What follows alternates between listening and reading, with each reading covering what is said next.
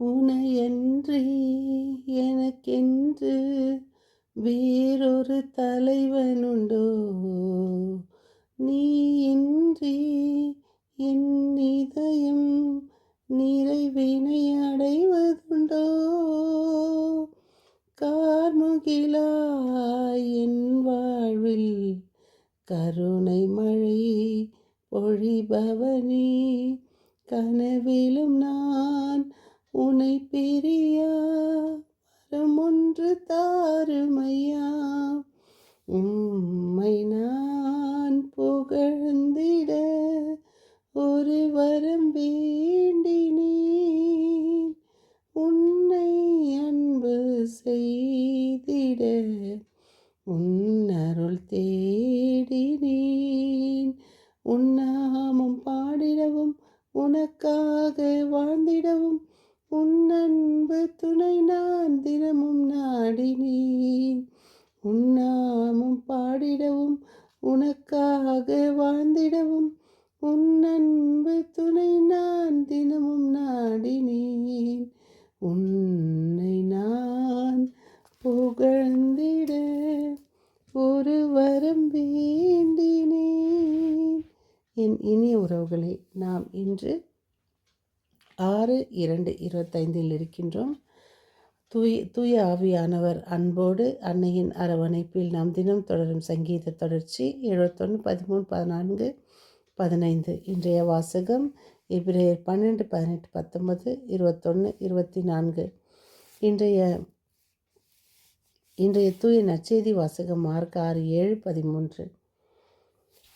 ஆண்டவர், நாம் சகோதர சகோதரிகளே, நீங்கள் வந்து சேர்ந்திருப்பது நீங்கள் தீப்பற்றி எரிக்கின்ற இருள் சூழ்ந்த மந்தாரமான சுழல் காற்று வீசுகின்ற சீனாய் மலை அல்ல.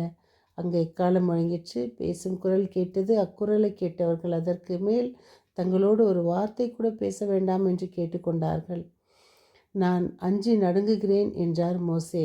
ஆனால் நாம் வந்திருப்பதோ எருசலேம், அதனை பல்லாயிரக்கணக்கான வானதூதர்கள் சூழ்ந்துள்ளனர். விண்ணகத்தின் பெயர் எழுதப்பட்டுள்ளது.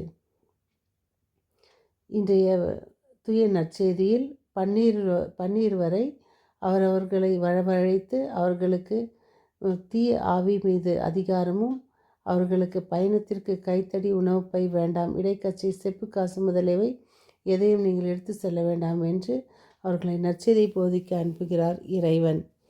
நாம் இவ்வுலகத்தில் அதிகாரத்தை நாம் சரியாக வாழ்ந்தால் நாம் யாரும் சாக பிறந்தவர்கள் அல்ல.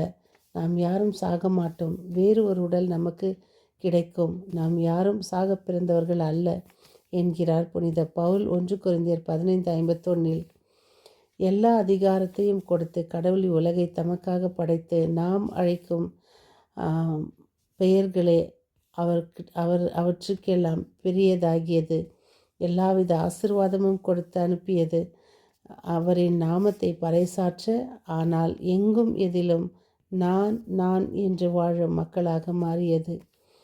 அந்த இறை வார்த்தை செல்லும்போது அவர்கள் என்ன எடுத்து செல்ல வேண்டும், செல்லக்கூடாது என்பதற்காக இறைவன் அவர்களுக்கு அந்த ஒவ்வொரு ஆசீர்வாதத்தையும் கொடுத்து, நீங்கள் ஏதாவது ஊர்களுக்கு சென்றால் அங்கு உங்களுடைய வார்த்தைகளை கேட்கவில்லை என்றால் தூசியையும் உதறிவிட்டு வந்துவிடுங்கள் என்கிறார். மனம் மாற வேண்டும் என்று பறைசாற்றுங்கள். பல பேய்களை ஓட்டினார். உடல் நலமற்றோர் மேல் பலரை எண்ணெய் பூசி குணப்படுத்தினார்கள். நாம் ஒவ்வொருவருக்கும் இறைவன் கொடுக்கும் ஓர் சுகமான சுமை நம் தோள் மேல் சுமத்தப்பட்டது. நற்செய்தி அறிவிப்பது. இறைவன் நாம் ஒவ்வொருவரையும் தேர்ந்தெடுத்து அனுப்புகிறார்தோ அன்று திருத்தூது பணிக்காக வந்த ஒவ்வொரு சீடர்களையும் தூதர்களாக அனுப்பினார். அவர்கள் யாருக்காக பிறக்கும் போதே புனிதர்களாக பிறப்பதில்லை. அவர்களும் நம்மை போல் சாதாரண மனிதர்களாக பிறந்தவர்கள்தான். நம்மை போல்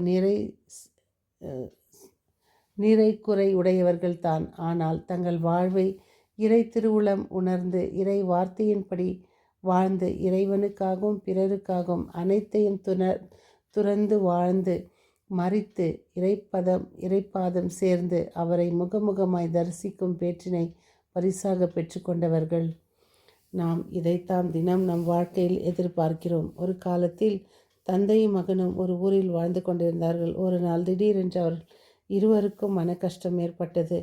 குருவிடம் வருகிறார்கள். குரு அது என்னத்தான் என்பதை வினவியதற்கு, என் மகன் என்னை கேவலமாக பேசுகிறான் குருவே என்று என்னை விசாரித்த குரு, பதில் என்ன? சந்திப்போம். அவர் சொல்கிறார், நீ அதிகமாக சம்பாதிப்பதில்லை, உங்கள் சம்பளமோ குறைவு என்று. ஆனால் அந்த மகனின் தந்தை சொல்கிறார், நான் குறைவாக சம்பாதிக்கும்போது குருவே எனக்கு கடன் இல்லை, நான் படிக்க வைத்தேன், வேலைக்கு அனுப்பினேன், சிறு சிறிதாக சேமித்து என் மனைவியும் சேமித்து இவர்களுக்கு திருமணம் செய்தோம். நல்ல உணவு, நல்ல சுத்தமான பொருட்கள், வீட்டில் சமைத்தது. ஆனால் இன்று இவன் சம்பாதிக்கிறான், எல்லாமே இஎம்ஐ. நான் சம்பாதித்த சொற்ப சம்பளத்தில் எங்கள் குடும்பம் நிம்மதியாக ஒரே ரூமில் ஒருவரோடு ஒருவர் பேசி மகிழ்ந்தோம், ஒற்றுமையாக வாழ்ந்தோம், ஒருவரோடு ஒருவர் அன்பை பகிர்ந்து கொண்டோம். எங்களுக்குள் வேற்றுமை இல்லை. ஆனால் இன்று இவர்கள் சம்பாதிக்கும்போது ஒவ்வொருவருக்கும் ஒவ்வொரு ரூம்.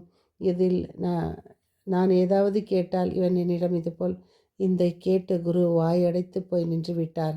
அத்தந்தை பேசியது தான் உண்மை என்பதை